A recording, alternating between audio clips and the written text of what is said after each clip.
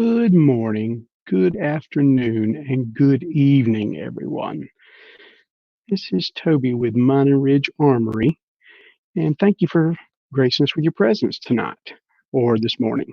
Uh, Thank you for everyone who's joining in live to watch this stream tonight, and to anyone who's watching in replay. I appreciate you stopping by and supporting the channel. I'm going to sit here and talk for about a minute or two before we jump into the content. And the reason is, for those of you who haven't attended too many of the live streams before, is you want to give everybody kind of a couple of minutes to join in, get the notifications from YouTube, sit down with their cup of coffee or whatever, and get ready for the seminar or for the webinar. So I'm going to just kind of give a brief overview of how tonight will work, and then we'll kind of jump into the content after that, after we've given everybody a minute to join. So just want to say hey to everybody out there who's already joined in with us. So we've got Gherkin out there saying howdy y'all and good evening. Hey Gherkin, good to see you. Thanks for stopping in. Got a couple other people out there. We got Skip. Thanks for the vote of confidence, Skip. I'm hoping I rock it. If I don't, then any kind of constructive feedback is definitely welcome. We got Gun Loving Grandpa out there. He's always a fan. We appreciate you stopping by on a regular basis. And we had one of the early arrivals. We have Kim Williams out there. She's been sitting around since about 6:43. So thanks all y'all for stopping in tonight and watching our content and watching the show. So before I jump into the PowerPoint presentation, again, I'll go over kind of the, and we got a Hansel Chin. Thank you, sir. We formally accept your presence and we appreciate you joining. Thank you. I like that. That's pretty good. And I like your avatar too. That's definitely something from my childhood. A little bit of Conan the Barbarian. He was awesome. Hi from Wyoming. Good to see you too, Mr. Clark. Hopefully your weather out there is hanging in and your social distancing is going well. All right. So rules of engagement for tonight, since this is a live webinar and we are on YouTube, obviously you guys are a couple seconds behind me for editing purposes. So when you chat to me, bear in mind that I will do my best to get to you as quickly as possible and respond in a timely fashion, but I'm trying to produce the content as well as share the information and trying to talk to you out there in YouTube land at the same time. So forgive me if I get caught up in the content and it takes me a few minutes to reply back to your YouTube comments. Also, if you're watching this in replay or if you're watching it now, whatever the case may be, if you want to leave comments below, if I don't catch you during the live or catch your question or answer your question, or if you come up with a question that comes up as a result of this presentation, feel free to leave it below and I'll get back to you as soon as I possibly can with as much answers as I possibly can. I mean, I can't promise anything. And hello to you too, JMA from Colorado. He's showing up out there for us too. Appreciate you stopping by. Hello from Florida. We got a bunch of people coming in tonight. I appreciate that. Welcome. Hopefully you guys aren't floating away after all that weird weather we've had. Got a bunch of friends down in Florida.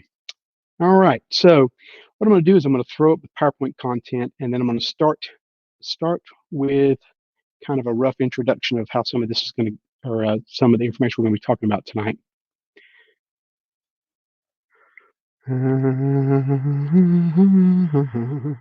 You don't want to see my face that big. That's just ugliness. Okay. Now, what we're going to be talking about tonight is the situational awareness for employees. It is exactly what it sounds like. It is a situational awareness 101 or a situational awareness training. It's a data-driven. Thank you, JMA. I appreciate that. It's a data-driven, scientifically backed methodology for identifying threats and events before they happen, and then more importantly is what to do about it. Now, the situational awareness program itself is, it's designed for businesses, but it can be adapted for any need or any use case that you possibly have, and we'll talk about that when we get to about the third slide. But before we jump into that, I wanted to kind of just give a quick introduction of who I am and what my qualifications are and why you're listening to me tonight. Now, several of you out there that are viewing tonight know me and have seen some of my webinars over the past few weeks, and I thank you for your support to the YouTube channel. By the way, if you're here, if you're watching the replay, I'd appreciate if you'd subscribe, ring the bell, thumbs up, thumbs down, organic engagement. I appreciate constructive feedback regardless. But over the past few weeks with this social distancing thing, I do volunteer my time, or used to volunteer my time with Boy Scouts. I'm currently trying to volunteer time with the American Red Cross and things like that. But I felt like it was a good opportunity to give back to the community in multiple different ways. So over the past few weeks, I've done a series of free webinars, the first of which was in response to the new gun ownership explosion that's happened across America. And I gave away the free NRA New Shooter Seminar course, so you can check that on my YouTube channel. Then over the next week and a half, I devoted 2 specific information technology webinars. One of them was about 2.5 hours long. One was about an hour and 10 or 15 minutes. Both of them geared specifically thank you, JMA. Hopefully I will keep making them, and hopefully everybody will keep coming back. I appreciate it. They were geared specifically towards, the security professionals, executive protection professionals, people operating in potentially non-permissive environments. They were based on open source intelligence gathering, and then using a Tails library on Linux operating system for data retrieval and extraction out to the world for, again, operating in non-permissive environments. So this week I thought I would go into, one of the other things that I have, and I am a situational awareness for employees instructor for the S.A.F.E training program. I'm a certified instructor. And so I thought I would give just kind of a 1-hour overview, a real quick 1-hour overview of what the course is about. The full course itself is anywhere from 4 to 8 hours. And what I mean by that is if you just take the situational awareness for employees standard training program, it's about 4 hours long. If your needs for your particular organization are to have a more specific or targeted training session, then that's where we go above it from 4 to 8 hours. So in other words, for example, if you are, say, a child care facility, and you need to focus a portion, after you go through the situational awareness training with your staff, you need to focus a portion on being able to identify potential signs of child abuse or potential signs of abusive family members, and what to do about layers of hardening your site to be able to better protect against them or mitigate against those types of risks. Or, for example, if you're a religious organization and you're just wanting to kind of focus some time on just general best practices, overall security with some of your congregation. So, for example, you're wanting to teach some of the elderly people about watching out for elder scams and abuse, or internet best practices and best usage, and so on. So then that would be a more catered situational awareness training for your organization. And so, I guess you're asking yourself, well, who am I and how do I know what I'm talking about? Well, so I'm very passionate about information security and information technology, as well as physical security. From an information security perspective, I've been working with computers since I was 14 years old. So over 30 years now. I like to joke about it. A lot of you are thinking, did computers even exist back then, boomer? I'm Gen X, by the way. But I took basic computer programming and typing in high school, and I did it. I like to joke to meet girls, because taking home ec and being on the wrestling team was kind of frowned upon. So that didn't work, but little did I know that well over 30 years later, I would still be messing with computers and would be still typing. So for over 30 years, in one form or another, I've worked in and out and around computers, ranging from, yeah, definitely boomer. I've been working anywhere from malware remediation to standard, just turning screws and fixing computers, all the way up to, more advanced project management and that kind of thing. About 2009, 2010, I decided to formalize my education and started gearing towards a lot of different certifications, including ones where you just, again, turning the screws, such as Network Plus, Security Plus, A Plus, et cetera, et cetera. And then as my computer career progressed, I'm currently working as a project and process manager for a Fortune 40 company during the daytime in the information security group for that company. I started focusing more towards the process-driven things like ITIL foundations, project management, like my PMI certifications, Project Plus, and so on and so forth. Reason being is because I knew that eventually I was going to age out, and that your college kids were going to be smarter and more efficient than me at turning the screws and doing that in the weeds stuff, programming and things. I also have been a firearms shooter pretty much since I came out of the womb. It's a Southern thing in the United States. You're taught from the ground up, that natural progression of BB gun, 22 shotgun, whatever, and you're taught to respect and to honor firearms, and that's kind of a thing that you take very seriously. Um, Throughout that, exact same with my computer, about 2008, 2009, I decided to formalize my education there because there's very much a difference between techniques and tactics, very much a difference. And I wanted to become a concealed carry instructor in the state that I live in. So I focused initially on going through all of my NRA training counselor or training instructor courses to the point that I'm now a training counselor for the NRA in almost every discipline they offer, both firearms related and non-firearms related, which means I teach the teachers, I instruct the instructors. Just like with that, I also took more advanced courses of, two-man tactics, defensive tactics, advanced pistol, CQB, et cetera, et cetera. I took all the stuff that you kind of see the Ninja Viking tactical guys doing, just so I could learn those tactics, on top of my techniques. But then, just like with the computers, I started shifting towards mindset. So I started realizing that from a legal perspective, from a mindset, from first aid, situational awareness, laws, the legalities across the multiple different states, and so on, that there was a huge element there that you needed to take very seriously. And so I started branching off into a lot of those different avenues. I'm a voracious student. I commit to going to at least 2 classes or courses, formalized courses every single year. And this year I've been slowed down because of the coronavirus. I was actually going to go to another like about 1,000-yard marksmanship course, and I haven't been able to yet. Point being, and amongst that, one of the things I did is I started working with a company called Emergence Disrupt and a gentleman by the name of Yusuf Badu to become a situational awareness for employees instructor. So what the Situational Awareness for Employees program is, or S.A.F.E for short, is we'll go into this to exactly how the program started here on the 2 slides from now. But to touch on it, Yusuf was an instructor for the United States Marine Corps in the Combat Hunter program for over a decade. When he got out of the military, he realized that there was a huge gap in the market and in the situational awareness space for teaching people who are not military based that they how to be situationally aware and spot threats before they happen and what to do about them, particularly with all the crazy stuff we've got going on with mass shootings and school shootings and that kind of thing. So he developed the Situational Awareness for Employee program. He then also ended up teaching it out to a certain cadre of instructors. And I'm fortunate enough to be one of those certified instructors for the training program. So let me catch a few comments here real quick, and then we'll jump back to it. CQB, JMA, sounds a lot of fun.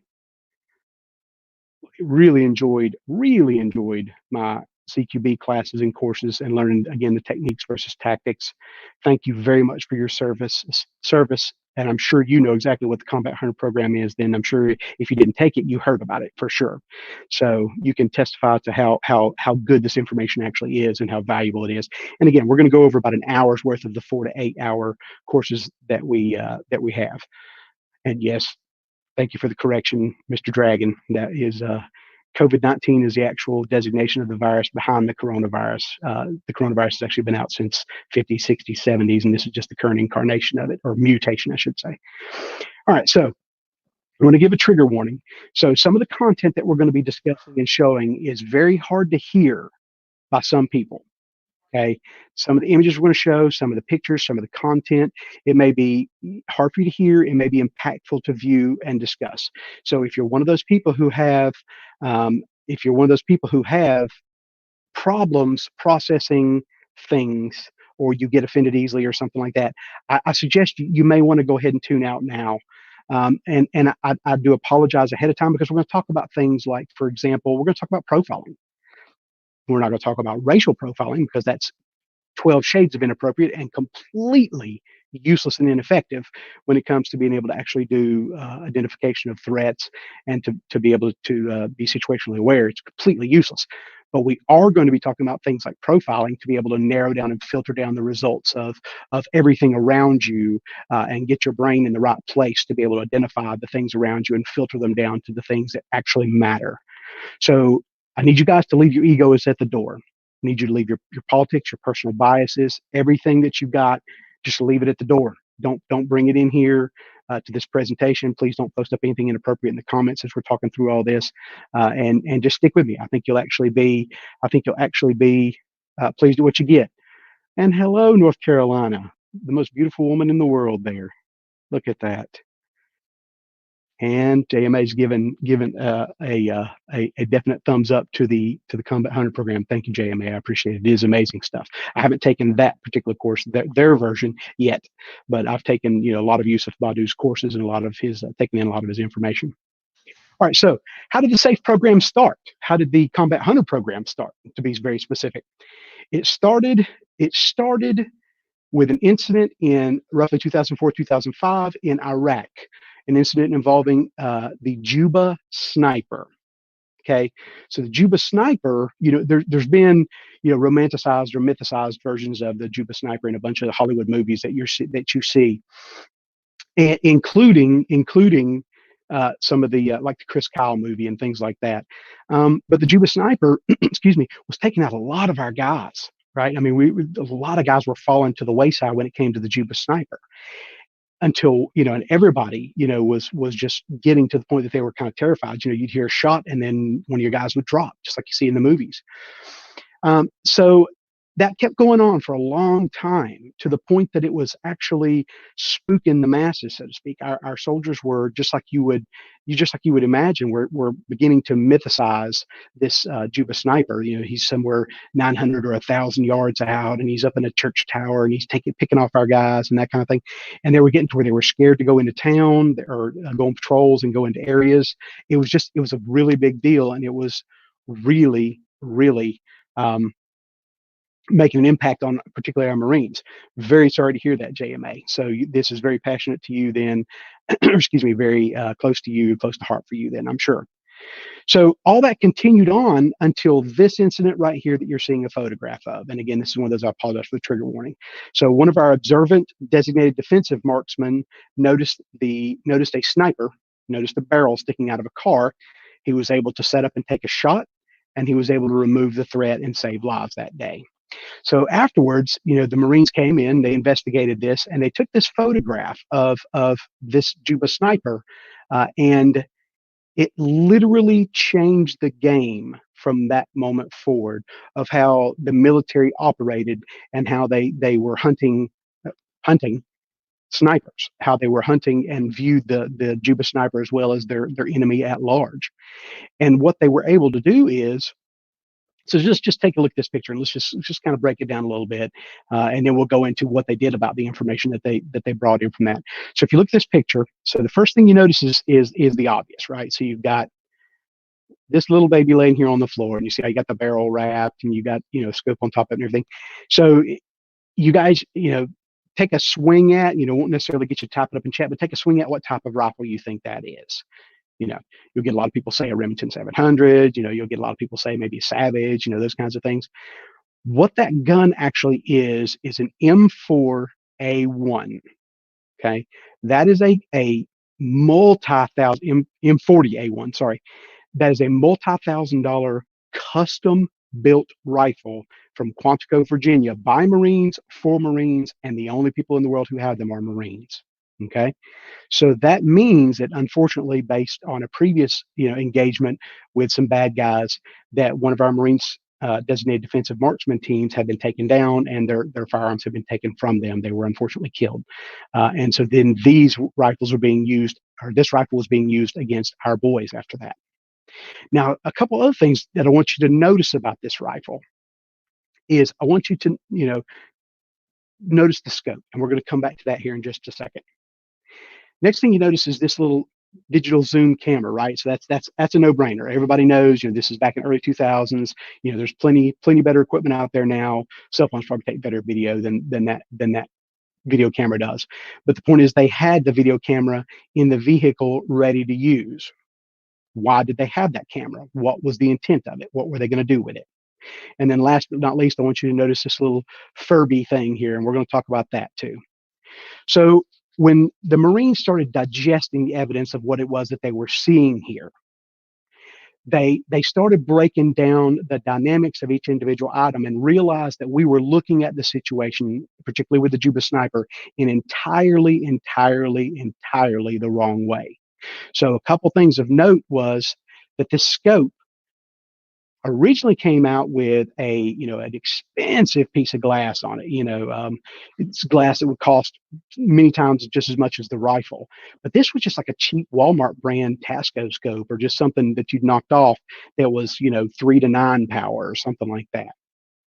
The video camera was designed to be able to have very short zoom, and that zoom was not analog, it was digital. And for those nerds out there in video nerd land, you'll know that digital zoom actually degrades the image the further out you get from the from where you're zooming compared to analog zoom. And so you couldn't get very good distance off of this camera.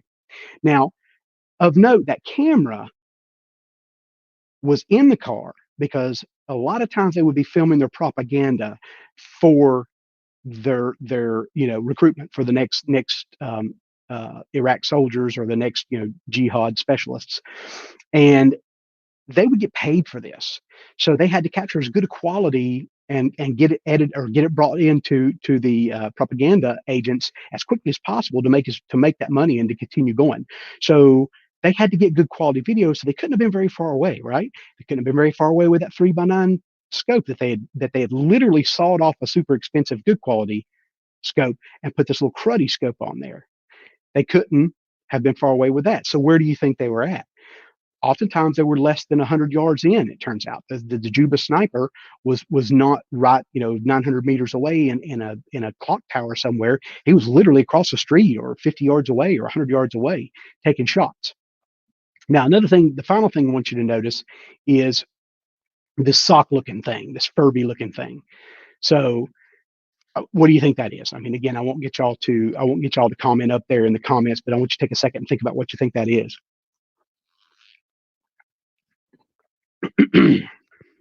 All right, time's up. So what it actually is you've seen those crazy furry seatbelt, pads that protect you, and for if you keep you from getting a rash, and a microphone cover. Good one. Yeah, that's a pretty frequent guess. A lot of people say microphone cover. So it's not, though. It's actually a one of those seatbelt covers. And now, if you think about it, anybody in here who's ever traveled overseas, do they have seatbelt laws in Iraq? Are you required to wear a seatbelt? There you go. So yeah, that's a good one, Cyber.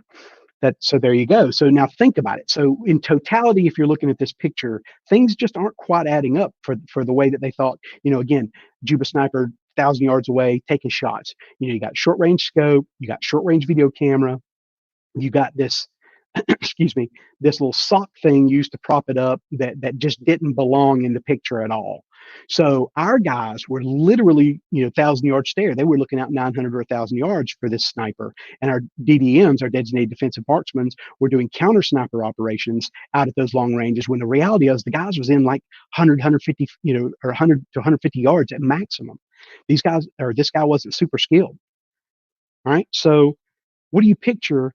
I want you to close your eyes for a second. Just bear with me out there in YouTube land. Close your eyes for a second, and I want you to envision in your head what you picture a sniper to look like. Okay, do you picture him, in a ghillie suit, maybe some military clean cut, muscled up guy that's always walking around with prim and proper gig line, prim and proper shoes tucked in, prim and proper, very muscular, got tattoos or markings of his particular military or whatever. Always got that 1,000 yard stare. He's just a Viking ninja tactical guy, right? I mean, that's what you picture in your head when you're picturing a sniper.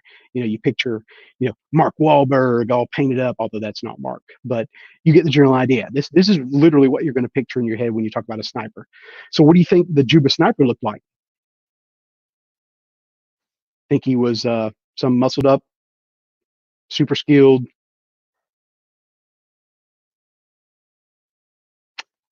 This guy right here was the Juba sniper, all sweaty and black-eyed. I think he tripped over a curb there and had an accident when he was talking to our boys. This is the Juba sniper. Not what you pictured, was it? Not at all what you pictured. So this guy beside of him was his driver. Okay, he was Juba sniper and his driver. So what in the world happened? You know, a how do we have a picture of the guy? If we took him out, how do we picture the guy alive? Well, that leads us to exactly the big thing that helped us to change the way that we thought and to change the way that we decided to approach these types of engagements. This was only one of multiple Juba snipers. So, yes, sir, I will take that down. So, only one of multiple Juba snipers. One of multiple. So there were actually several different cells acting in as though they were the Juba sniper. They were all operating the same way. You'd have a driver and a guy who was the shooter, and they were taking these propaganda things. They were coordinating their efforts so that only one or two was happening at a time, so that they were feeding that mythos of what the Juba sniper was. But it was just there was multiple guys, and they weren't super trained necessarily. They weren't advanced military guys or whatever. So when they looked at the totality of the situation, they looked at the equipment they were using. They looked at the fact that there were different cells. They started looking at the signs, including the camouflages they were using. No problem, JMA. Including the camouflages they were using. So this is an example where they were taking a $5 taxi magnet, putting on top of the car, and just riding around, completely camouflaged. They could be parked right across the street from you. You wouldn't think a second thought about it. And of course, they were laying through the trunk, and the snipers were taking shots out the back. When you looked at the totality of the way that this incident went down, the Marines decided that they had to do something different to change going forward to be able to identify these threats, because this just completely changed the fact that they were again picturing this 1,000-yard away super sniper guy, and that's not the case at all. They had missed the signs that were literally right in front of them every day in and day out, unfortunately. And the reason is because we weren't prepared for that type of warfare. We weren't prepared for that type of engagement, and we hadn't done the training and the research ahead of time to be able to be prepared for that. So that then drove them to go into developing the Combat Hunter program, and they spent tons and tons of mine and your money, and thank God they did in this case, on getting the best scientists, the best data, and the best equipment to be able to develop the training for the Combat Hunter program, to be able to identify, excuse me, to be able to identify threats ahead of time. How you doing, Midnight? Nice to see you, buddy. Thanks for stopping by. All right. So after that, how did they develop this, and how were they able to catch the other cells? How were the other cells able to get caught? Well, because they had started to develop and create observable patterns, just like the DC sniper. Yep, you got it. Kid in the back of the car. You got it. Midnight. Exactly. They created observable patterns. So, there was the observable patterns of, being close up. There was the observable patterns of having, propaganda filming materials. There was observable patterns of the type of equipment they were using, and where they were parking, and so on and so forth. And you'd think, okay, well, they're on to us now, right? They're on to us. Well, that's not the case. Unfortunately, humans are creatures of habit, and we often set patterns. So, I mean, how many of you wake up in the morning and decide, you know what, I'm just gonna walk to work today, or I'm gonna take a bicycle to work today, heck, even I'm gonna drive a different route to work today. It doesn't happen. We humans are, in fact, creatures of habit, as are wild animals. If for those of you who are hunters out there, that. Listen, the white-tailed deer, for example, are going to take the absolute last path of least resistance.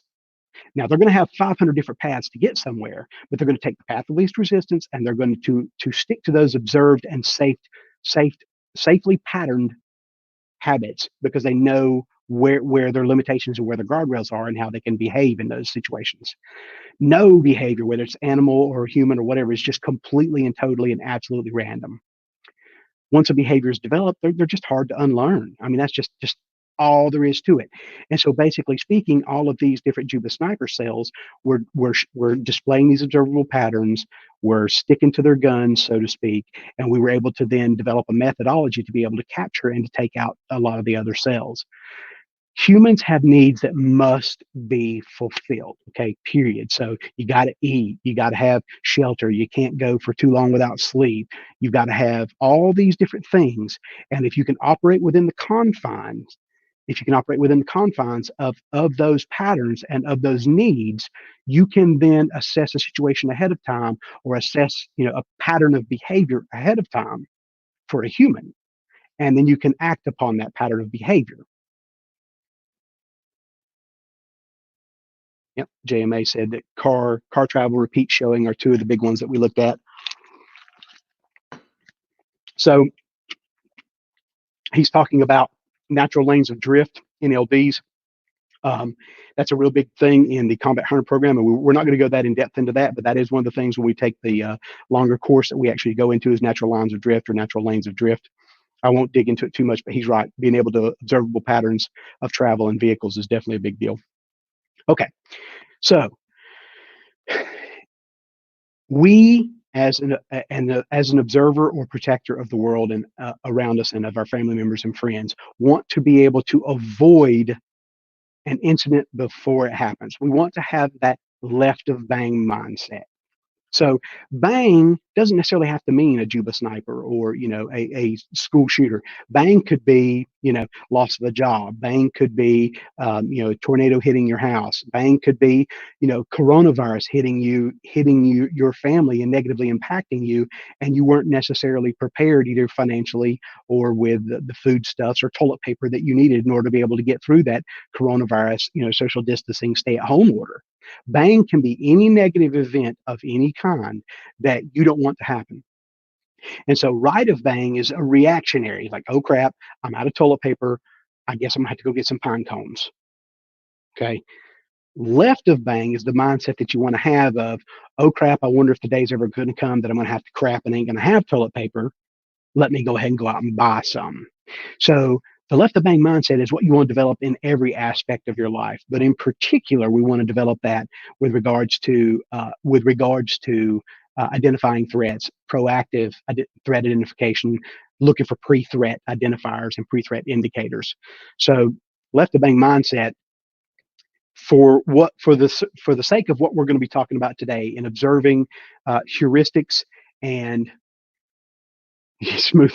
Yeah, I got to pop that one up there. Yeah. Amen, brother. I mean, I'm just saying, shake with the right, never with the left. Yeah. Miss Gross just said that's disgusting. So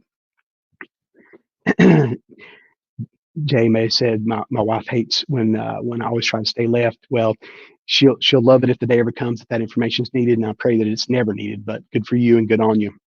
And tell her to watch this video. It'll kind of help her understand why. All right, so left of bang mindset when it comes to identifying pre-event indicators, and when it comes to patterning human behaviors and acting upon those patterns and observable patterns that we're going to talk about in depth here in just a few minutes, are things like, for example, conducting proactive searches. Kind of like what JMA is talking there.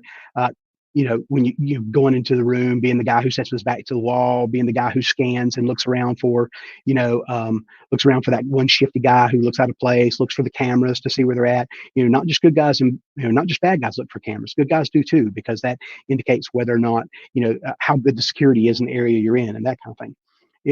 It's things like left of bang mindset is applicable in almost every situation in life. Again, we talked about, toilet paper, and we talked about, having the financial, stability you need to survive a tornado, or, having insurance, those kinds of things.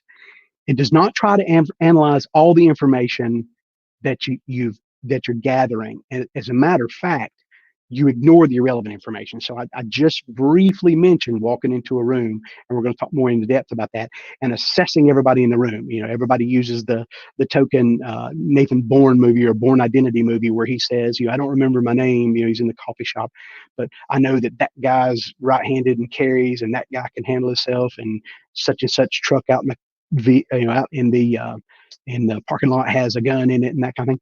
Okay, it's definitely glorified for Hollywood, but the concept is very, very, very sound. You're able to walk into any situation, any room, and quickly assess at a very, very high level by profiling the people the events, the situations, the totality of information available to you when you walk into that room. Filter out the stuff that's irrelevant and start narrowing it down to the things that you need to pay attention to. So, for example, you got a guy over in the corner kind of scratching and twitching. Probably either need to walk away from that guy or go over and talk to him. You need to make contact or negative contact somehow. Okay. You only need enough cues as necessary. So we're going to talk through the rule of threes as we get through here.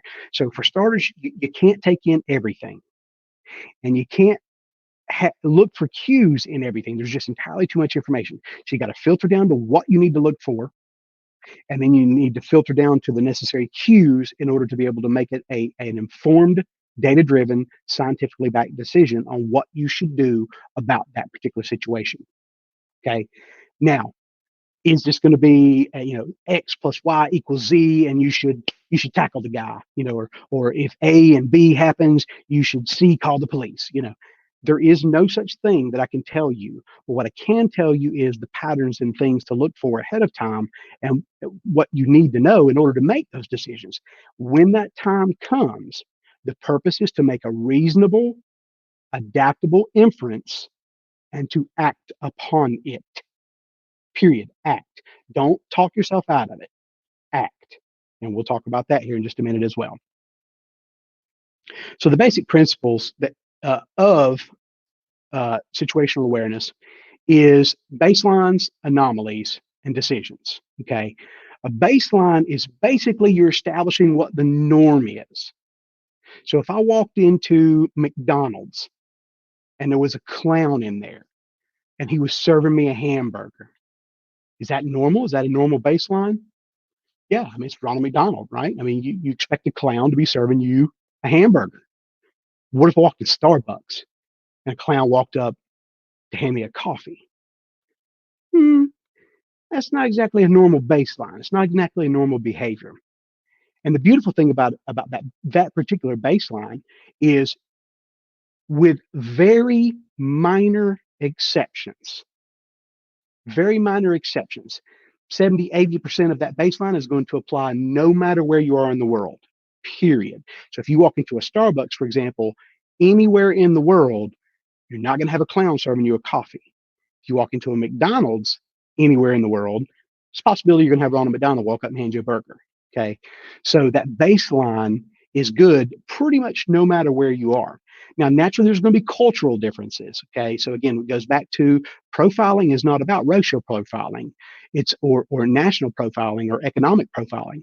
It's about profiling the baseline of the situation that you're in. And the baseline can change from day to day. So let's say, for example, that a circus was in town and Starbucks was trying to do a promotion for that circus. It's possible Starbucks may have a clown at the register serving you one for that week. It's possible. It could happen.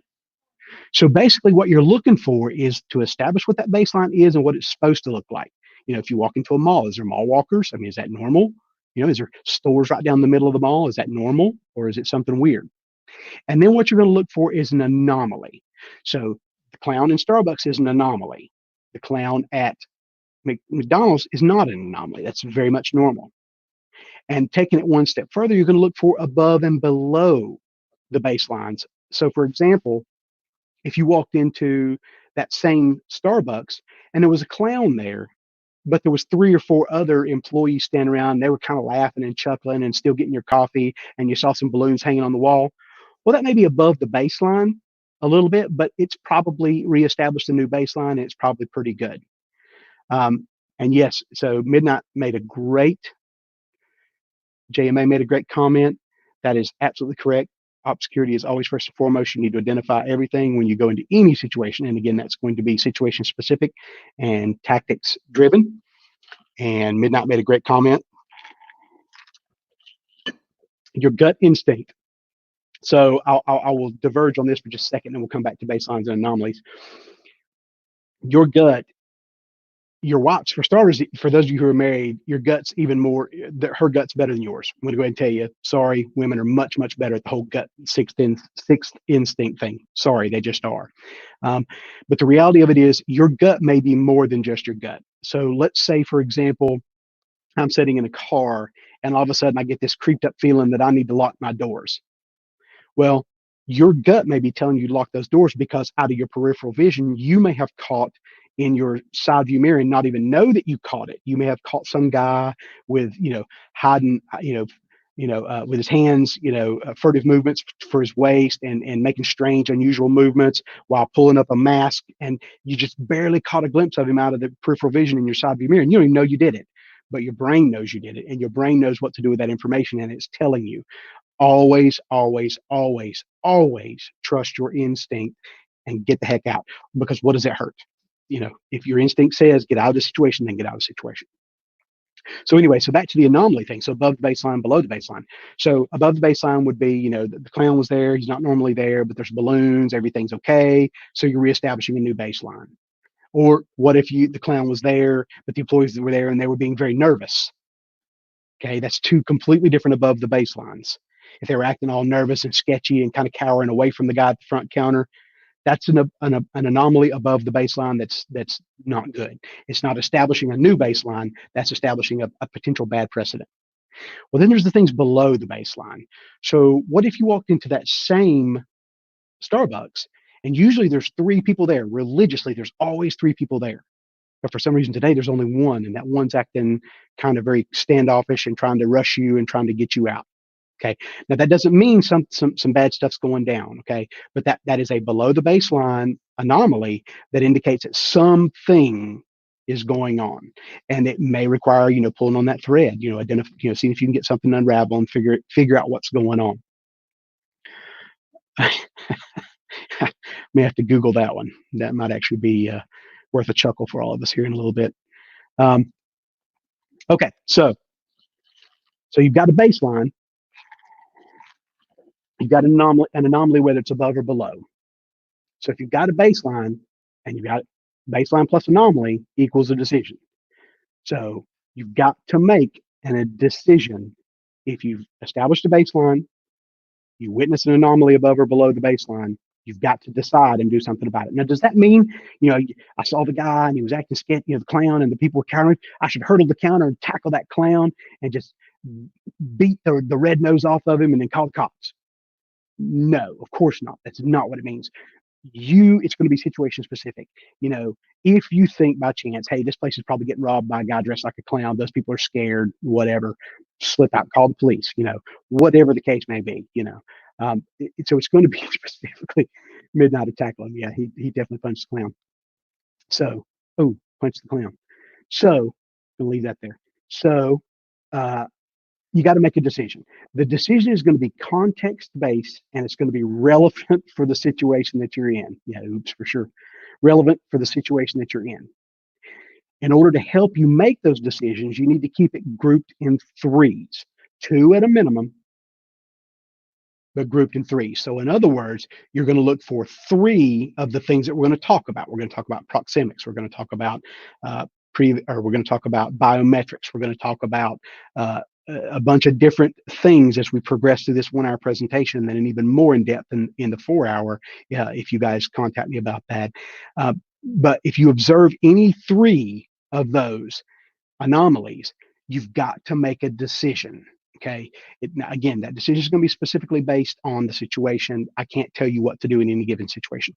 Your brain, though, I can tell you this, pretty much only processes things in threes. That's just all there is to it. I mean, we like to think that we can memorize 8, 10 things in a row, but every one of us have played that game where you pass the message along and then see what it sounds like at the end, see how close it is to the original message.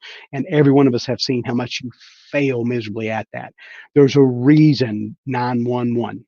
There's a reason we teach kids stop, drop, roll. Okay. There's a reason that we tap, rack, bang. Okay. There's a reason we teach things in threes. And that reason is because that's the most efficient way for your brain to process and to make a decision. So again, you're looking for a minimum of 2, but 3 anomalies. And we're going to talk in depth about a bunch of the anomalies as we progress. So bear with me on that. So you're not alone. I mean, I don't hate clowns, but a lot of people do. That's a big thing. I think there's actually a term for it. All right. So who else creates patterns besides just, the Juba snipers we were talking about? Well, you, for one, definitely. But criminals, terrorists, active shooters, abusive individuals, mentally unstable individuals. How many times have you seen, oh, he was the nicest guy. I never saw anything like this coming. Well, but I mean, there was that one time though that he like choked my cat and then threw it at my girlfriend. And but I just thought he was drunk. Never fails. Everybody always has a pattern. Everybody, you, the good guys, the bad guys, everybody. And if you're looking for those signs, you're going to be able to identify them and know what to do about them ahead of time, right? But I know I'm hearing you, but everybody's different, right? We're all special snowflakes, and we're all getting participation awards. And my mama told me I was special. Well, you're not in the aspect of the things that we're talking about today. You're just not. Everybody has the same basic physiological and biological requirements, not just needs, but requirements. You have to have thermoregulation, a specific temperature. You have to have, the ability to avoid fire, the natural tendency to flinch when you're scared or run away from things if they're threatening you. Everybody has those base needs that are literally hardwired into your body from millions of years ago, regardless of what your religious belief is. They're hardwired, whether they were created there or whether they were evolved there. Those are hardwired in you, and you cannot get around those basic biological needs. You get too cold, you freeze. You get too hot, you burn up, you die. Okay. So things like, for example, looking a little bit at my notes here to make sure I'm not missing out on some good stuff for you. We didn't get to the top of the food chain. Okay. We're pretty actually weak and mushy and pathetic when it comes to lions and sharks and alligators. I mean, let's just be honest, dinosaurs. We're pretty weak and pathetic, really. We got to the top of the food chain because of developing those patterns of behavior and because of fulfilling those physiological, biological needs, and by listening to our instincts, just like y'all were talking about just a few minutes ago. So examples would be, you're sitting there and you see movement of a bird flying by out of the corner of your eyes. Yep, you got it. Maslow's hierarchy of needs. That is one of the theories, although that one has been argued and potentially discredited and then, confirmed and discredited or whatever. But he's absolutely right. You have your base needs at the bottom and it works your way up to the top points of being able to create art and so on and so forth. It's exactly what he's talking about. Midnight Range is talking about. That's good information. And it's a great concept, and it illustrates exactly what we're talking about here. So again, you see that darted movement out of the corner of your eye, and your body immediately instinctively reacts and looks and knows what to do with that information. You don't have to think about it. It's hardwired in. The reason it's hardwired in is because your limbic system. So your brain has the forebrain, the midbrain, and the hindbrain. So the hindbrain is that reptilian part of you that pretty much just keeps you breathing. Okay. It just keeps you breathing. It controls the things like your lungs and your heart. Make sure all that's just continuing to work. Right. Your midbrain is that mammalian brain, or that monkey brain, so to speak. All it cares about is it's really kind of a jerk, actually. It's the most honest and truly instinctive part of a human brain. It is designed specifically and solely with its intent to protect itself, to protect this. The cranial cavity is where you as a human being are centrally controlled and function. That's where it's all at. And the only thing that midbrain and that limbic system inside of the midbrain cares about is keeping that going. It cares about the five things, right? It cares about fight, flight, fornication, so on and so forth, food, that kind of thing. It doesn't care about anything but that. It wants to keep you alive. And it is the most honest, true to form part of your brain. And you do not control it. It controls you. So if it displays indicators, if it displays signs or symptoms or any kind of flags, that is a true and honest reaction of that individual coming from the midbrain and from the limbic system. And again, you can't control it. You fake it, but you can't control it. Okay. Um,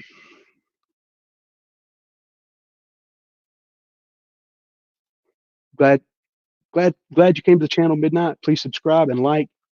You can go back and watch the rest of this video and replay after it's all said and done.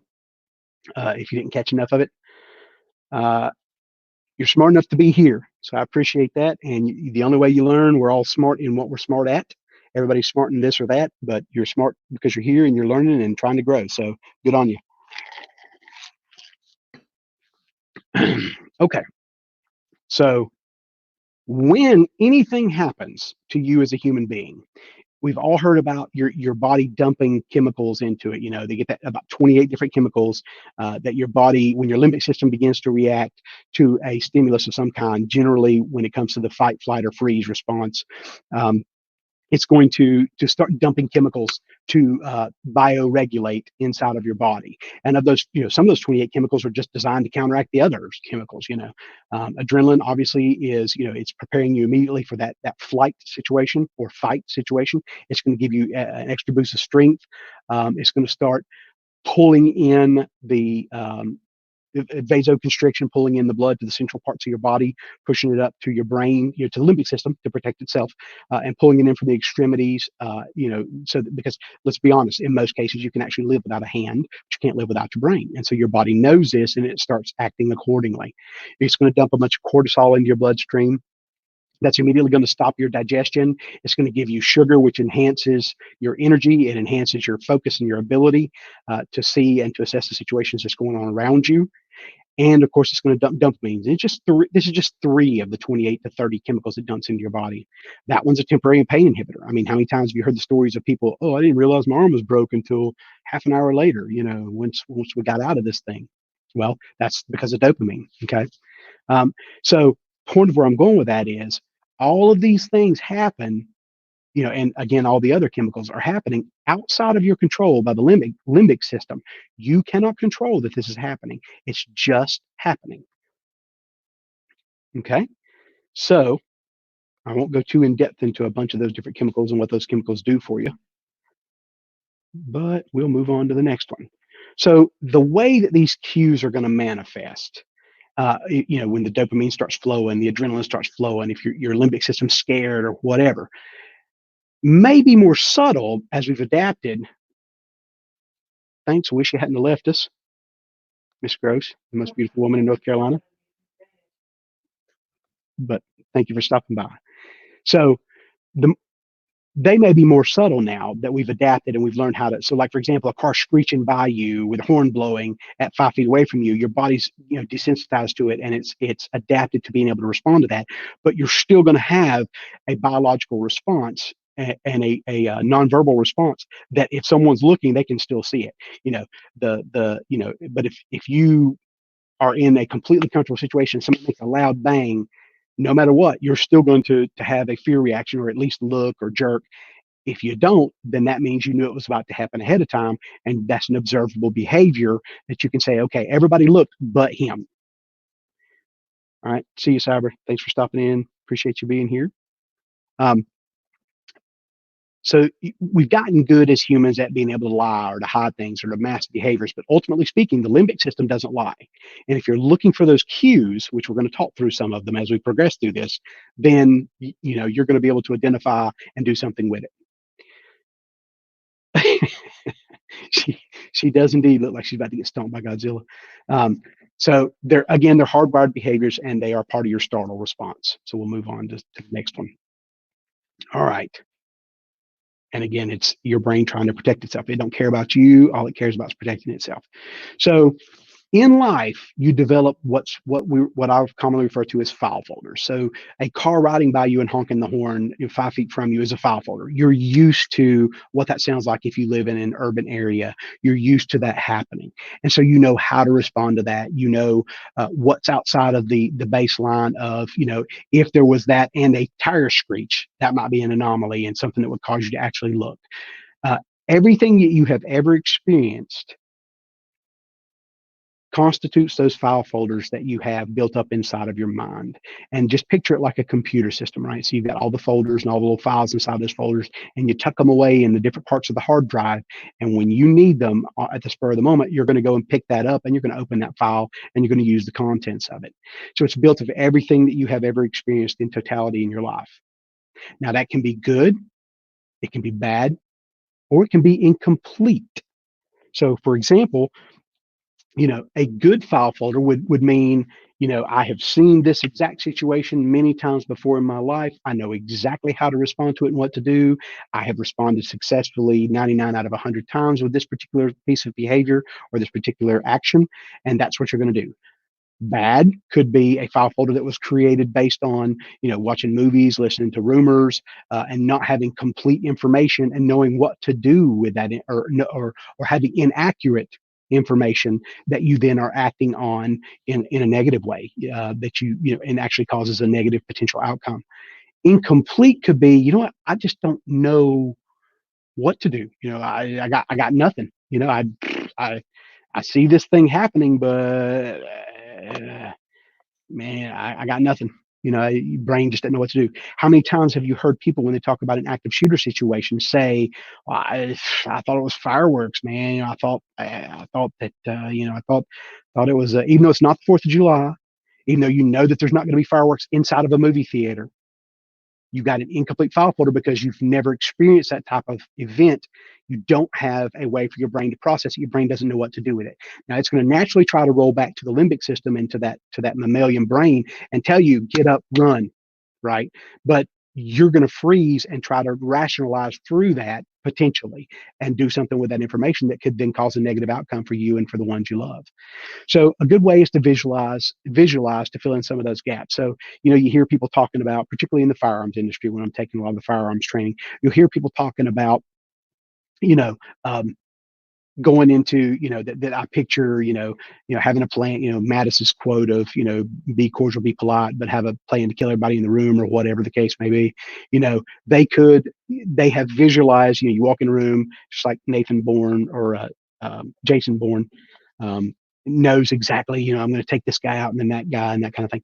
He's visualized that plan. Went through visualization exercises to know what to do in the event of one of those incomplete file folders. So, for example, if I was in the same Starbucks and that clown started to open fire on everybody, if I had visualized that ahead of time, at least my brain might have some other pathways to take, and knowing how to do what to do in those particular situations. Schema. I like that. I like that a lot. May I have to steal that from you or from the experts.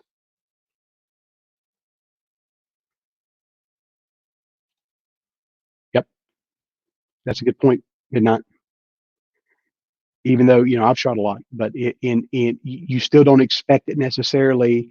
You don't necessarily expect it to be in that Starbucks when you're there. Okay. All right. So let's move on to the next one. And yeah, you got it, JMA. That is definitely a really big file folder, and I hate that for them. All right. So file folders are going to influence how you react, right? So uh, kids, in the Chinese War back in the day, if they heard gunfire going on around them, how are they going to respond compared to a soldier? Nothing wrong with the shell shock, the fog of war. Guys, come out of the city, always been through his basic training. He's never had, bullets actually physically flying around him. Doesn't know what to do with that information. How's he going to respond compared to that kid who was literally brought up in a wartime scenario in the Chinese War? I'll tell you how he's going to respond. He could respond by denying or denial. Look at these people here. So this is a fight going on, right? What's everybody doing? I mean, they just, I got nothing. I don't know what I'm seeing. I don't know what I should do. I just put my hands in my pockets. Oh look, I'll just kind of hang out and watch. They don't know what to do with that file folder because they've never had that file folder, never had to deal with it. So a lot of times, if you don't know what to do with the file folder or what's going on, you're going to go straight into denial. Your primitive brain is going to attempt to make order out of the chaos if it can. But if it can't, it's pretty much just going to go directly into denial. That's going to be the first thing it does. Obviously, you want to train yourself to look more importantly or train yourself to look at situations, but more importantly, to see the individual details of those situations. And then, again, your brain's going to try to go into denial. Oh no, that's fireworks, or oh well, he's probably just saying this or doing that, or oh, he's probably not going to walk my way. He's probably going to do that, or oh, he's probably not going to beat his wife when he leaves here. He's probably the two of them probably just arguing. Okay, that denial is the most dangerous phase of decision making. When that denial, when, not if, when that denial kicks in any given situation that you don't have a file folder for, you need to immediately recognize that this is a non-standard observation, and you need to immediately try to recognize and kick yourself in the rear and say, I've got to get out of denial. I've got to do something. I got to move. I got to do something. Okay. I can't tell you what that something is every single time.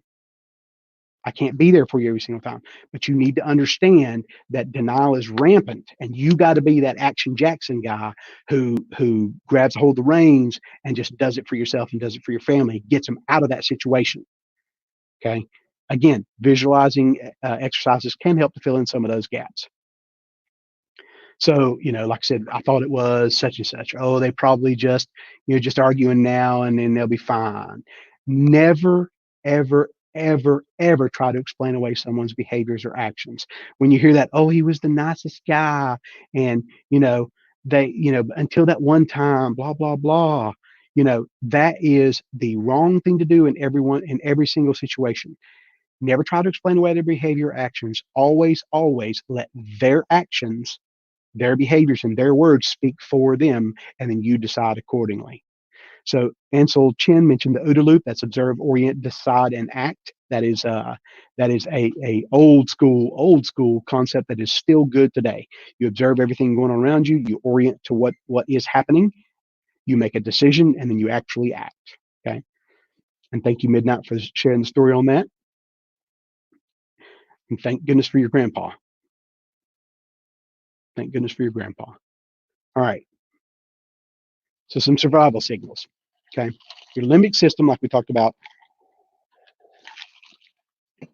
is going to kick in and give survival signals. Now, something that's very, very, very important for you to understand is this happens to good guys and to bad guys. Okay. So everything we're talking about, I need you to understand, not just for you, I need you to understand it for the bad guys.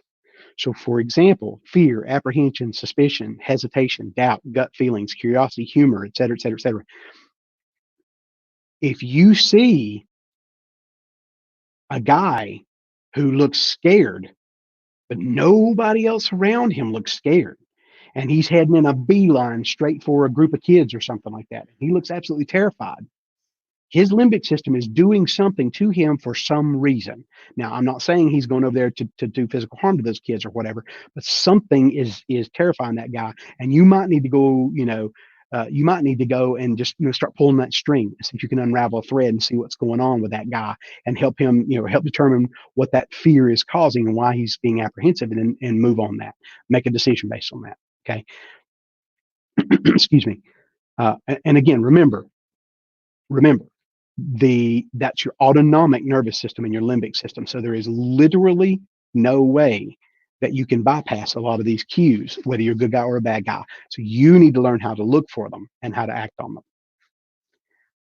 What will your decision be? Is it going to be, run, hide, fight, like we talked about with the five F's, right? Fight, freeze, fight, or freeze, flight, fight. Is that going to be what it's going to be? Run, hide, fight. That's what you're trained, right? I mean, that's most businesses are trained to do that. Well, I'm going to posit that you flip that paradigm, and that in your brain, it should be fight, run, hide. Instead of run, hide, fight, it should be fight, run, hide. And here's why, and here's what I mean by that. Now, does that mean, I saw the guy walking towards kids. He was looking all nervous and sketchy. He was sweating. He was displaying some of the biometric cues that Toby told me to do. So I ran and tackled him because Toby said to. I took a class. So I'm a ninja expert in identifying bad guys, and I tackled him before he got them kids. That is literally, please God, don't tell anybody that that's the case, because that is not the case. And I am not telling you to do that. Don't do that. What I'm saying, though, is inside of your brain, and this is the force continuum that they teach to the military. It is the escalation of force and force continuum that they teach to law enforcement, and so on and so forth. And that is that in your mind, you need to immediately go to the highest level or highest point. I mean, you ain't wrong. Yes, the guy was a clown walking towards the kids, so maybe you better tackle him on second thought. I'm just saying.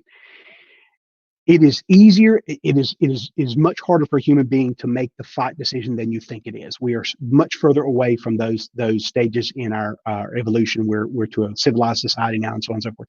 Unless you're some hardened criminal or hardened war, ninja Viking guy, it is very hard for you to make a decision to fight, whether that's physical altercation, whether that's to lay hands on someone, whether it's to actually, unfortunately, have to use deadly force. It is much harder for you to make that decision, and then but easier to walk down from it than it is to walk up to it, because your brain is going to be constantly trying to process, well, what if, or maybe and should I this, and oh my God, am I going to get in legal trouble, and da, da, da, da, da. It is much easier for you to start at the top and then step down. Like, I may have to tackle this clown that's walking rapidly toward these kids. Oh, no, wait. Okay, now he's pulling out balloons. Okay. He's good. He's getting ready to make, oh, there's a birthday party. All right, the clown walking towards the kid, gold. Okay, cool deal. But you started at, I'm going to tackle this clown before he can get to them kids, because he looks nervous. He looks sketchy. He's sweating. He's walking rapidly toward those kids. He looks angry.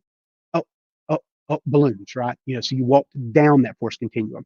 So I'm going to suggest that instead of run, hide, fight, you try to keep that mentality of fight, run, hide. Keep run as your second option. You can't always be the protector for everybody around you. And more importantly, sometimes people aren't going to listen to you, even if you're trying to help them and trying to save them and trying to drag them along. Sometimes you just got to run and leave people behind. Take your wife with you and your kids if you can. Leave everybody else. And then last but not least, of course, is hide, because they're just going to hunt you down. So let's talk about just a few of the things that you can look for when it comes to some of these biometric cues. I mean, there's things like biometric cues, like we talked about, proxemics. There is iconography, and so on and so forth. But we're going to talk through some of these specific ones real quick, and then we'll round it up. So only about a couple more slides, so bear with me. I know we're running a little long because I've been going with color commentary about everybody, and I appreciate everybody's engagement. I appreciate those of you who have stuck with me this long and some of the comments, and hopefully I'm giving you some useful information at the very least. So let's talk about kinesics first. So kinesics is a means of communicating without words through expressions, gestures, movements, postures, tone of voice, clothing, and other means. The reality of it is, scientists say, and some have estimated as high as 75 to 80%, but they say that 60 to 65% of all communications is nonverbal.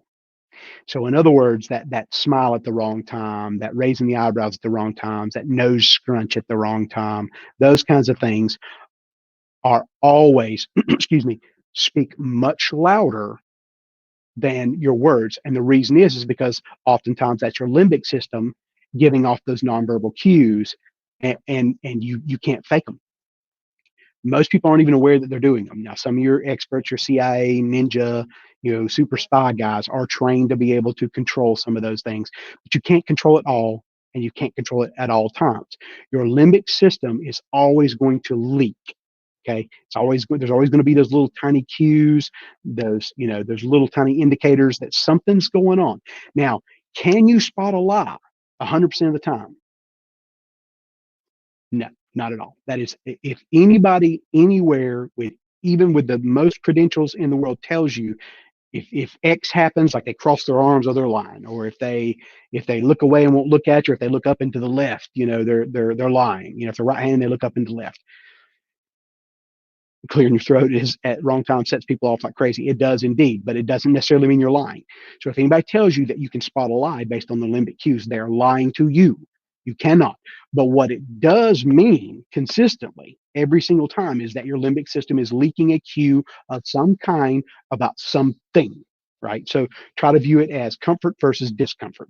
Midnight Range mentioned clearing your throat at the wrong time sets people off like crazy. So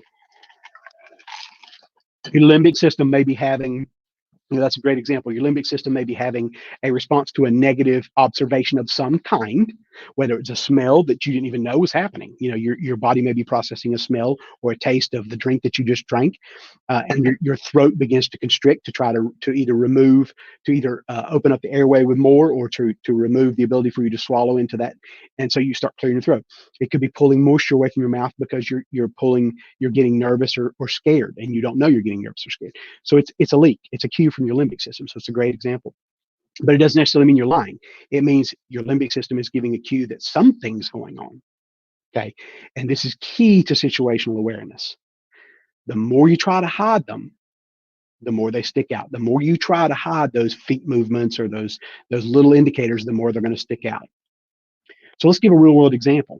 The Nixon Kennedy debate of 1960. And for those of you watching, no, I am not a boomer. No, I was not alive in 1960. No, I do not remember this debate. Okay. But this was the first television debate, televised television debate. It was simultaneously broadcast on the radio as well as on television. Coming into the debate, Nixon had been sick and peaked for a couple of weeks, right? I mean, he wasn't doing very well. Coming into it, he was still sweating and still recovering from running a temperature. He refused for the makeup artist to put makeup on him. He completely refused, none whatsoever. Didn't want any. He had this gray suit with a gray background and a medium tie, so it kind of gave him this creepy floating head kind of look, that kind of thing. Meanwhile, JFK came in. He was wearing makeup. He was energetic. He was young. He was dressed well. He contrasted with the background. He was smart. He carried himself well. He had good mannerisms. He had the whole 9 yards. He had the whole package. So through the debate, both of them knocked it out of the park, as you would imagine. When they interviewed the people who listened to it on the radio, they said, hands down, Nixon won. That he just trounced Kennedy, that he knew his stuff, that he was the man.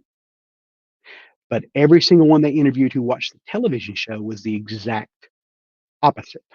They said Kennedy won, hands down.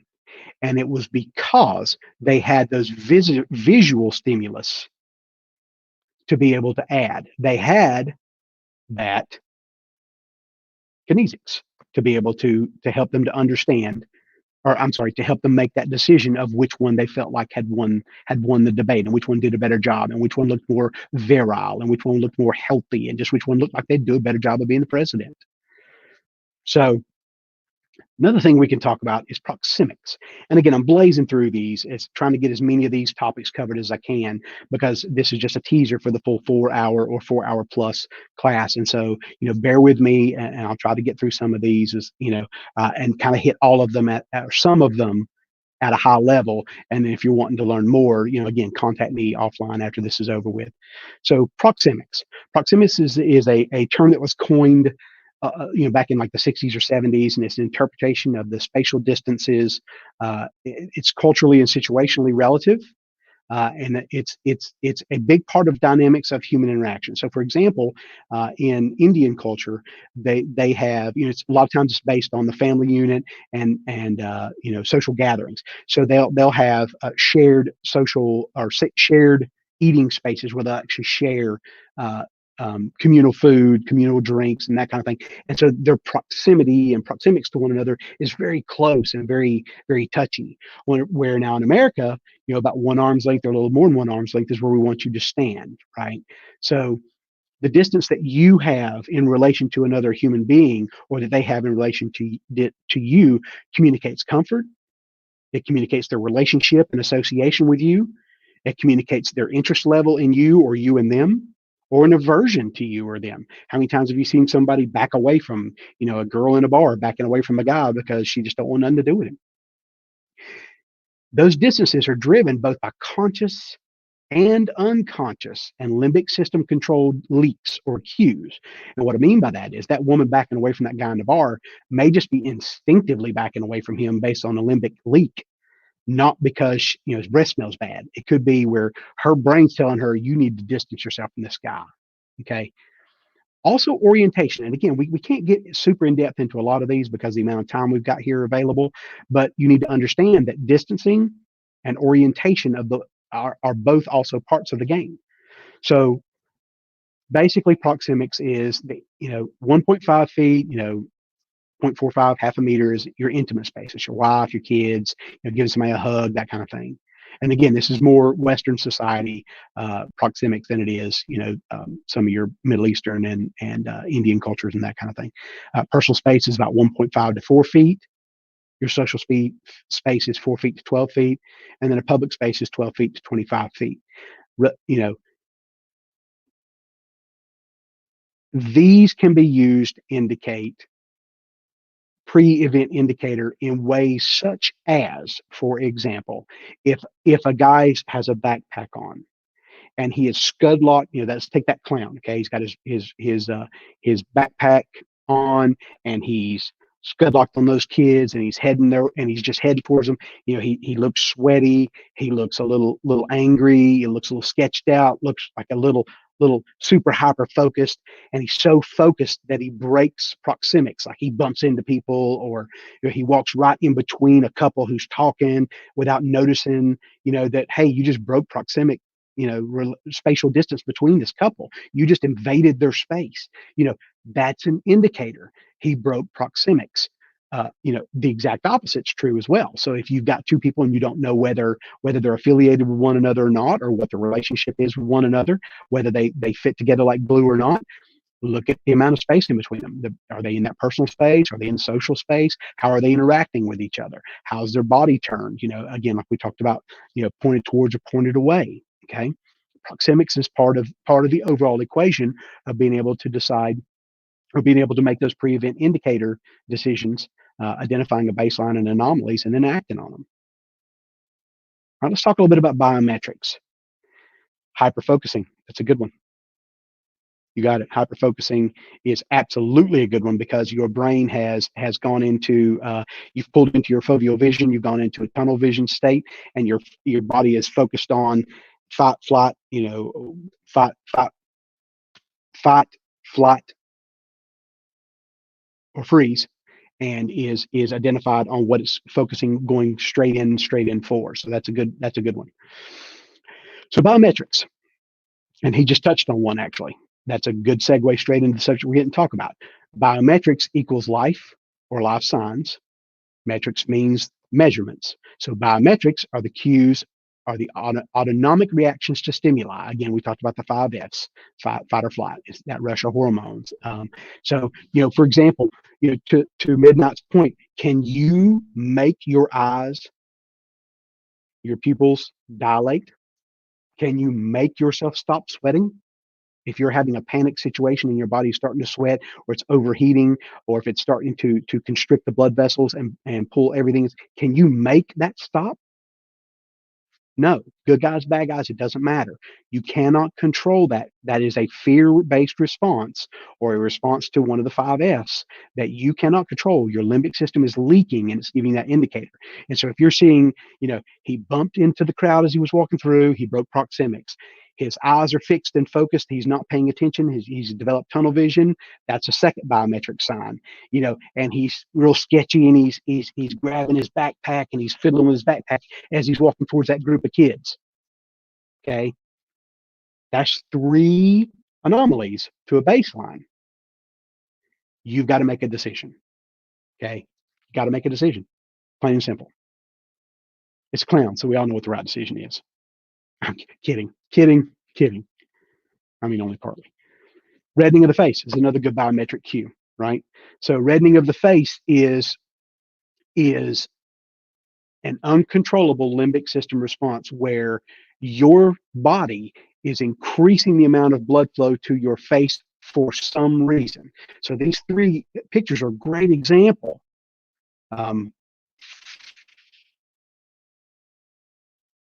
Fornication and food.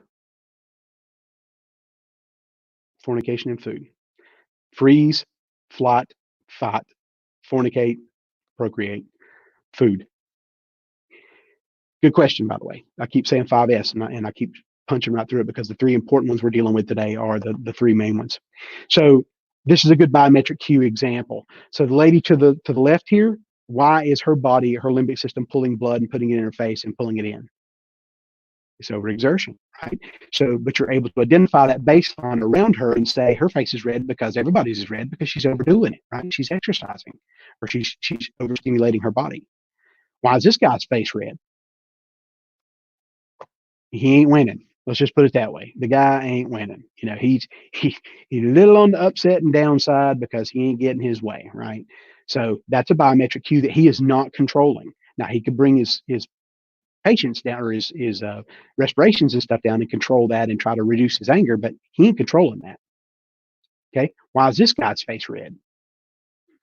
It's embarrassment, right? I mean, he doesn't want to be red. He's not, look at his ears indicating that, his body's full on embarrassment mode. Limbic system is pulling the blood in, rushing blood up to itself, because again, embarrassment's a great example of a fear response that people say, well, that's not really you being afraid. Yeah, it is. You know, uh, the erector pili muscles in your arm, for example, when your hairs stand up on end because you're cold. Well, people say, well, it's because I'm cold. No, your limbic system is binary. All it understands is survive, no survive. I survive, I no survive. It doesn't understand that, hey, I'm in a cold room and I can turn the heat up and I'll get warm. It's letting for starters, it's raising the hairs to be able to capture more air and thermoregulate the outer layer of the skin, the epidermis. And it's also constricting the erector pili muscles out of a fear response to just expand your size and to respond to the stimulation of the environment around it, and again to thermoregulate. Well, embarrassment's the same way. Your brain just knows, hey, the rest of my brain just identified something that's causing it angst. So I survive, I know survive. Let's pull the blood into my head because I know survive. And so the limbic system is going to pull that blood in. So embarrassment is, in fact, a fear response, whether you admit it or not. So we went through a lot of things here. And again, I didn't go into proxemics, or I didn't go into, iconography or any of the in depth into any of the biometrics, in depth into any proxemic situations. Didn't go into in depth a lot of different things. But let me ask you a question. Just based on the information that we've shared today, right, in the hour and 20 minutes, and I apologize for going over, but I very much thank everybody for the engagement on this class, and I appreciate you guys taking a few minutes to talk through and to bear with me as I'm talking back through all of this. Let me ask you a question. So if a scientist told you that after he had gone through the full situational awareness for employees training, again, either 4 or 8 hours, whatever you need, that your crew, your staff, your congregation, your scholastic institute, your child care facility, your business, your security team would be 200% more aware. Would you take it? What about 100% more aware than you were before you went into that class? 50? 25%? What about 10%? Would you take, if you take this class and I just pay you a nominal fee, you're going to be 10% more aware than when you started the class? What if you were 5% more aware? 1%? Would you take 1%? I came into this situation. I'm 1% more aware after taking that class than I was the full class than I was before it. Okay, well, translate that to time. What about 60 seconds?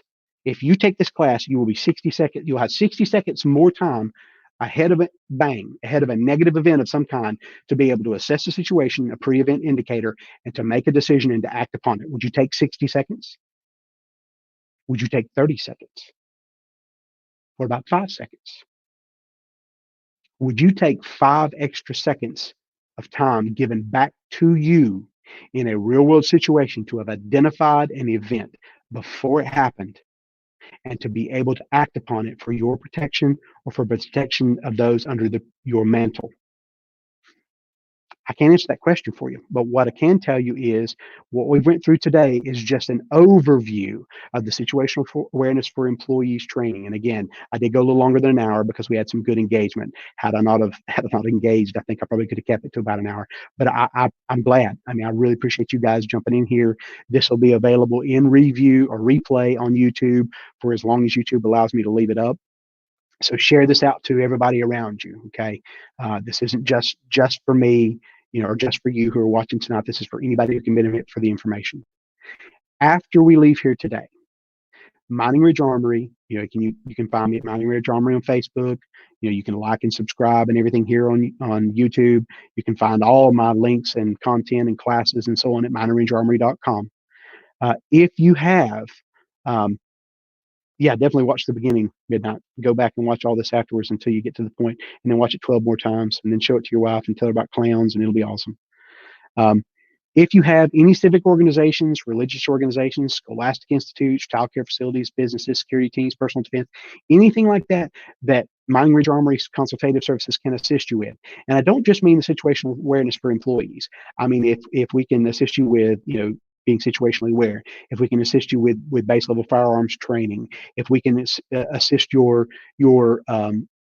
businesses, religious organizations, et cetera, with hardening or layered security or security consultative services for their computers, their network, their individual users, their buildings, heck, building and layered security for homes and for businesses, any kind of consultative services that Mining Ridge Army can help you with, reach out to me.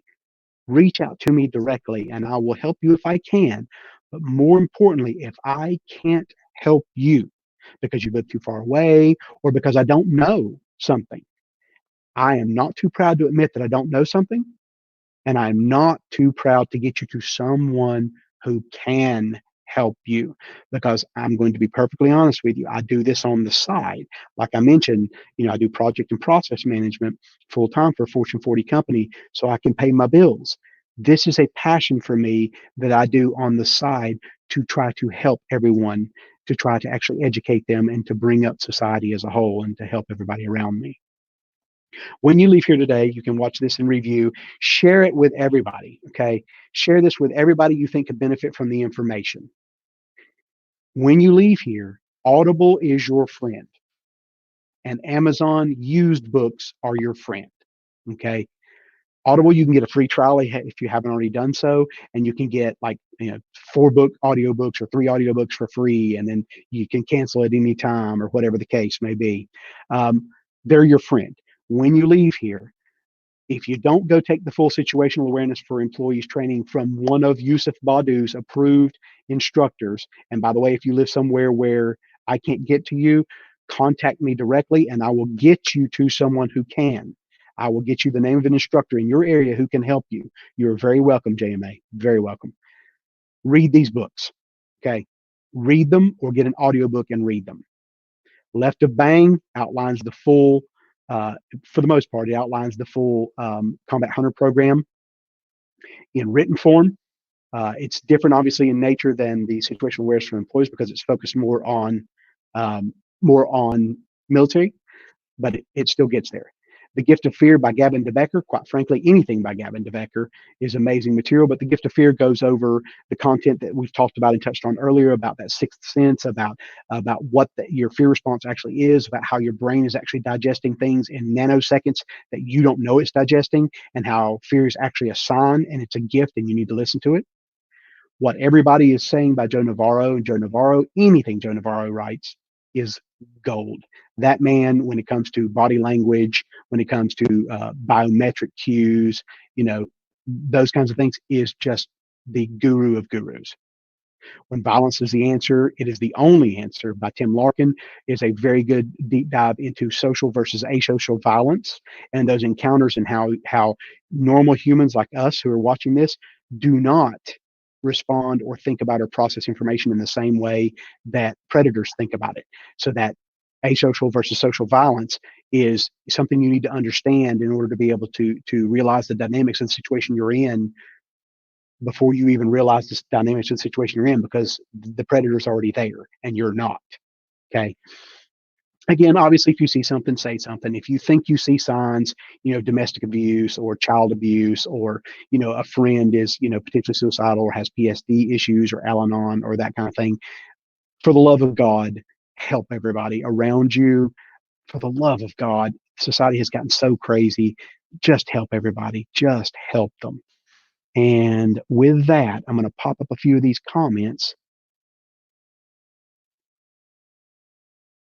I would love to. We'll talk offline sometime in the near future.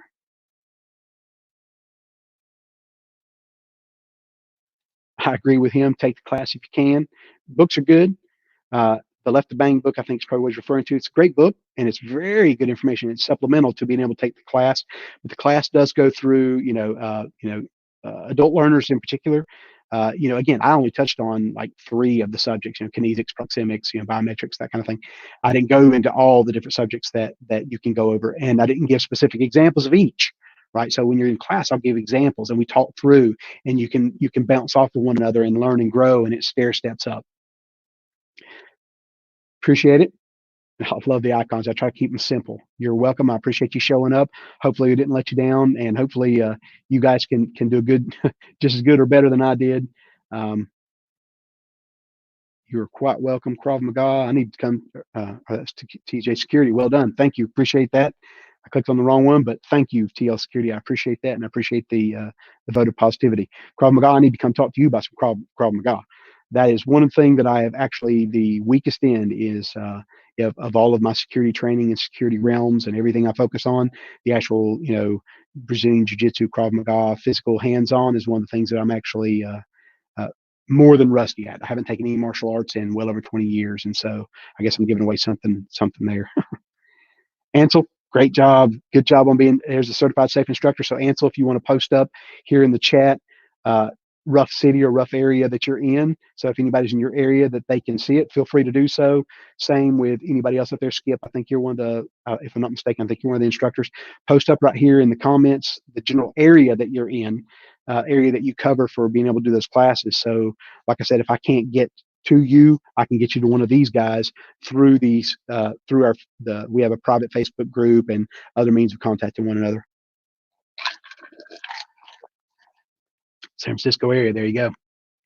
So if you're out in Cali, you can't own a gun, but you can go talk to Ansel about situational awareness training.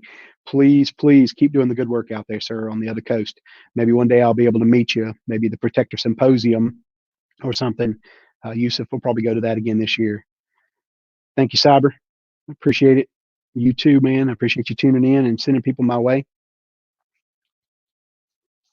I'll take it. I will take it. I love me some food. So, and I agree, it is very legit because it is very direct and it is very, very succinct and very, very exact. Similar in nature to the book by Tim Larkin, When Violence is the Answer, It is the Only Answer. He talks a lot about that, not necessarily Krav Maga, but about efficiency and effectiveness of movement in relation to the asocial violence situation, and how you need to go straight through, punch through, finish it quick.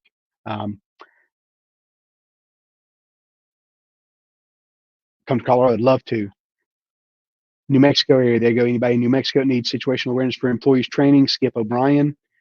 We can hook you up with him for sure. And yeah, I've heard a lot of good about Krav Maga. I never took it, but heard a lot about it. So, all right, guys. So I'm going to start sweeping the floors and closing the doors on that note. I appreciate every one of you who stayed in there this long with me to watch this presentation. Hopefully it was some useful information for you. Excuse me. And again, please share this information with everybody. This is not something that's some kind of super secret. I'm not telling anybody, and that you don't need to be letting anybody know, or whatever. This isn't just for us to know. This is for everybody. Let's take that down real quick. This is for everybody to know. Okay. So I want everybody to know this information. I want everybody to be protected. I want everybody to learn and grow. I want, my ultimate goal is, even if I have to do this for free, is for everybody in the world, or in America at least, but in the world, to be able to identify those threats and negative events, those bang situations before they happen, and to protect everyone under the mantle of their protection. So thank you so much for joining tonight. Hopefully this information was beneficial. Share, share, share. Do your research. Talk to me offline about getting some stuff, getting some additional training, and I will post that up real quick. Hang on one second. StreamYard, and there's a free and a paid version. The free version does everything except for logo branding, overlays, that kind of thing. It will do chat overlays and that kind of thing. You just have to put up with their branding up in the top. And there's about a 15, 20-minute long tutorial version playlist on the StreamYard YouTube channel where